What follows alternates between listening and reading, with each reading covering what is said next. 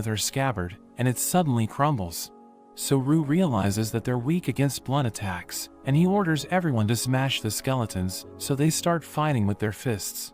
He orders them to stand back, saying he only needs 10 seconds to deal with the skeletons, and he blasts through them, allowing him to reach their leader, and he smashes it with his fist. He realizes that he was able to defeat all of them in 7 seconds, and he eats the leader, allowing him to acquire its abilities.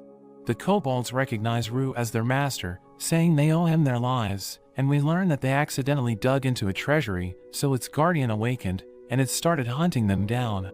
He reminds them that the goblins have killed kobolds, but they don't care, and they admit that they're weaker than goblins, saying he's free to do whatever he wants with them. So he decides to help them recover, and he realizes that his village is becoming quite an interesting group of people. Rue goes out hunting with Kichi, but they suddenly notice a suspicious group of humans. Rue decides to follow them, and they end up waiting beside a path. He uses his ability to eavesdrop, and learns that they are trying to kidnap the daughter of the elf chief, but also that one of the elves leaked the information. They wait until night, and the daughter of the chief passes through. The humans attack, killing the other elves, and they're about to capture the girl, but Rue reveals himself, and he easily deals with the men. He interrogates one of them, and learns that the humans plan on attacking them in around 20 days. The girl eventually wakes up, but she's shocked seeing Rue, and she wonders if he's trying to take advantage of her. He eventually calms her down, and she wonders why he didn't save her guards. She calls him mean, but Rue pushes her back, mentioning how they aren't involved in the issues between the humans and elves, and that there's a traitor among the elves. She cries hearing this, so Rue tells her to rest for the night, while Gabu is interested in her. The next day, Rue prepares to escort her back, and he asks about her wings, so she tells him it's because she's a high elf. They reach the elf village, and Rue detects a number of archers targeting him, all with mithril arrows.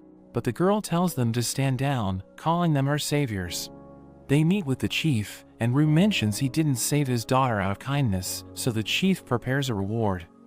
Rue thinks it will be a good indication of how much he values his daughter, and the chief presents him with an ancient level item. Rue is happy about this, so he offers up information on the humans' movements, and they end up making a deal, and the chief gives them even more rare items. But the chief suddenly asks about his elite unit, wondering if Rue has seen them, but he pretends not to know anything. As they leave, the chief even gives them a gift of alcohol and medicines, causing Rue to promise to help them if they are ever in trouble. The next morning, Rue goes to wake Mio, but finds she has evolved into a Dampier variant. Thanks to her blessing from the god of ice, she can now control large amounts of ice, and her eyes also have a bewitching effect that can make enemies attack each other. Gobi has also evolved into a half-earth lord, and she has the ability to manipulate terrain, as well as detecting ores and increase strength, while Sato has become a half-blood lord, who can manipulate blood and use it as a weapon. With the war approaching, Rue decides to make use of everyone that he can. He gives his communication device to the kobolds, but the elves refuse, since it's taboo for them to decorate their ears, so he spends the night convincing them. After that, he starts getting them all to start training, and he uses a new skill to summon a skeleton, but is surprised when it's black and comes with armor, because they're rarer than normal. The elves train against it, and Rue learns he can summon other kinds of undead, but they burn up when exposed to sunlight. We learn that there are now over 100 people in their group, and Rue notes that the kobolds are the weakest, so he takes them for extra training, and he uses the opportunity to catch more wolf familiars. At night, Rue finds that the halberd he used to fight the red bear has taken a new shape, and it seems Emery was able to improve it using the new materials they got from the elves. Rue is amazed by her work, and it seems she has also ranked up into an elemental smith. Kichi approaches Rue, and he confesses that he likes Gobi. Rue thinks it's obvious, but Kichi doesn't know how to tell her. Rue tells him he needs to just do it, because the sooner he gets an answer, the sooner he can move on. So Kichi calls her out at night and confesses his feelings for her. The next day, we see that everything went well, as Kichi feels stronger than ever. We learn that Gobi was also asking Mio for advice, which is how Rue knew it would work out. The group goes hunting after their training, and Rue gains even more new abilities. He decides to try the exoskeleton ability, which gives him a suit of armor, and it has built-in healing and impact absorption.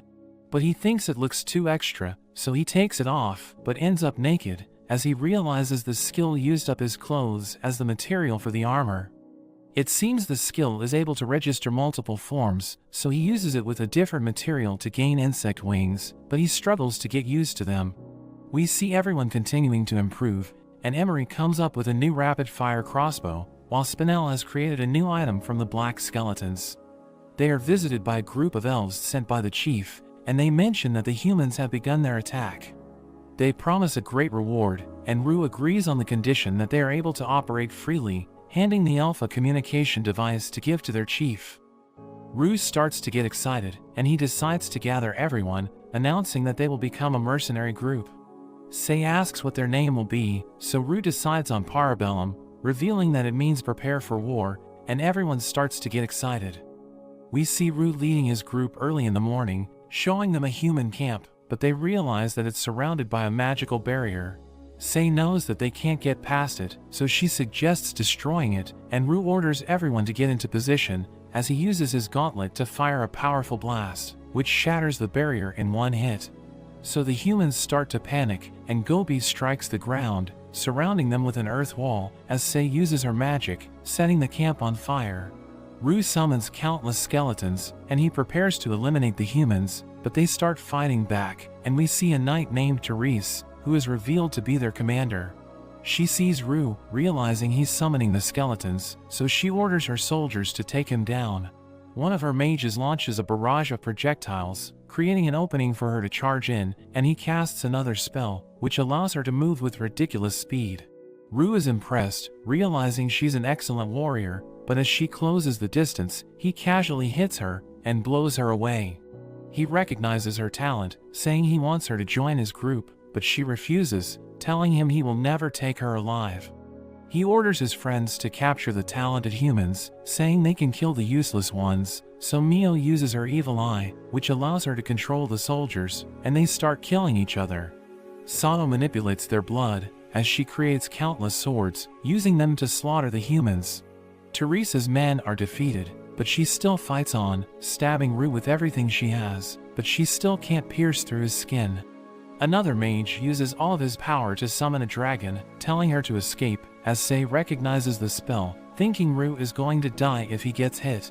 Therese is ready to sacrifice herself, wanting to take Rue with her, but he pushes her away, saying he doesn't want her to die, so he creates a magical shield, which neutralizes the dragon. Sei is impressed, knowing Rue combined the elements to defend himself, and Therese can't believe how powerful he is. After the battle, Rue celebrates with the chief, who thanks him for dealing with the humans. He checks on the humans he captured, and we learn that he gave them the medicine he received from the elves, but Therese finds him suspicious, thinking he's going to use her for breeding. Rue gives them ear cuffs, and we learn that it prevents them from lying, so he's able to extract information from them. He decides to share this with the chief, because he promised to give Rue alcohol in exchange for the information. Rue uses the communication device, telling the chief that the humans are planning to attack him from different directions, because they had to scatter their soldiers to move through the forest. Rue prepares to ambush the humans, and he sees hundreds of soldiers marching through the woods, so he gives the signal, and his men block the path. So the soldiers panic, as boulders start falling from the cliff, killing hundreds of them in an instant. They fall into Rue's traps, and the goblins take them out, but their leader gathers the survivors, ordering them to build a wall, so they use the stones to shield themselves, as the mages use magic to fight back. Rue thinks the leader is impressive, realizing he needs to change his tactics, because they're struggling to defeat the humans. He orders Kichi to capture the leader, so he charges in with his men, as the mages try to stop them, but they're able to get close, and they start slaughtering the humans. Kichi clashes with the leader, who tries his best to fight back, but he ends up getting captured, and his army gets wiped out.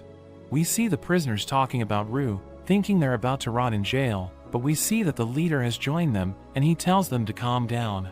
They recognize him, knowing his name is Crowback, and they know he's just a commoner, so they refuse to listen to him. Rue starts interrogating Crowback, asking him why the humans are trying to invade the forest. So he reveals that the princess of their kingdom is suffering from an incurable disease, and they're trying to look for the secret medicine of the elves, thinking it could heal the princess. But Rue thinks the humans are greedy, knowing they just want to heal her because she's engaged to an emperor.